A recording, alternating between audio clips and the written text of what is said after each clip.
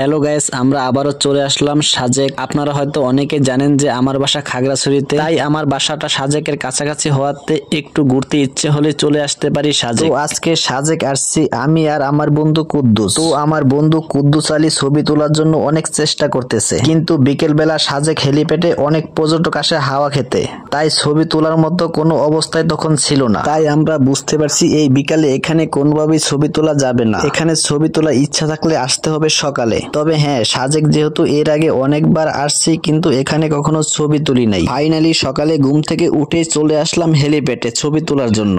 তো আইসা দেখি এখানে তেমন পর্যটক নাই।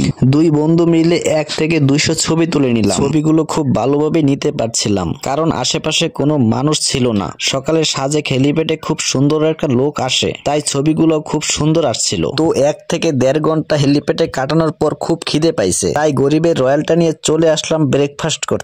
তারপর ছোট একটা হোটেলে গিয়ে ফ্রেশ হয়ে নিলাম। এদিকে আমার বন্ধু কুদ্দুস আলীর কাম সারছে খিদায়। বন্ধু কুদ্দুস আলীর বেশি খিদা পাইছে, তাই তাড়াহুড়া করে বুনা খিচুড়ির অর্ডার করলাম। কিছুক্ষণ পরে ওয়েটার বুনা খিচুড়ি আর ইক্কারি নিয়ে আসলো। খাওয়া দাওয়া শেষে গরিবের রয়্যালটা নিয়ে রওনা করলাম সাজেক কংলাক পাহাড়ের দিকে। আর কংলাক পাহাড় সাজেকের সবচেয়ে বড় পাহাড়, তাই ভাবছি সেখানে গিয়ে কয়েকটা ছবি তুলবো। তো আপনি যদি কখনো কোথাও ঘুরতে না যান, তবে আপনি কখনো বুঝতে পারবেন না যে মহান আল্লাহ তাআলা কত সুন্দর করে এই পৃথিবীটা সৃষ্টি করছে। তাই সময় হলে ঘুরবেন, কারণ আপনি যত ঘুরবেন আল্লাহর প্রতি আপনার ভালোবাসা তত বেড়ে যাবে। আল্লাহর কি অপরূপ সৃষ্টি, সাজেকের এই পাহাড় না দেখলে আপনি বুঝতে পারবেন না। তো বলতে বলতে চলে আসলাম কংলাক পাহাড়ের নিচে। তো সেখানে আমার বাইকটা পার্কিং করে দুই বন্ধু মিলে পায়ে হেঁটে পাহাড়ে উঠতেছি। আপনারা আবার বলতে পারেন গাড়ি থাকতে পায়ে হেঁটে কেন পাহাড়ে উঠতেছেন? পায়ে হেঁটে উঠার কারণ কংলাক পাহাড়ে গাড়ি ওঠার কোনো রাস্তা নাই, তাই পায়ে হেঁটে ওখানে উঠতে হয়।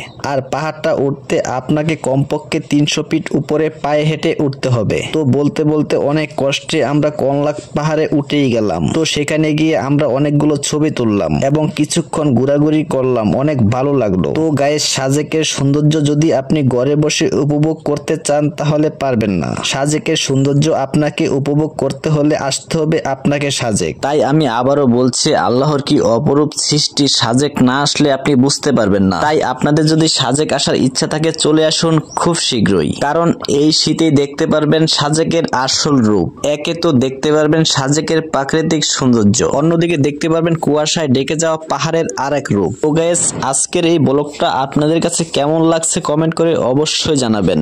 তো ভালো থাকবেন, সুস্থ থাকবেন।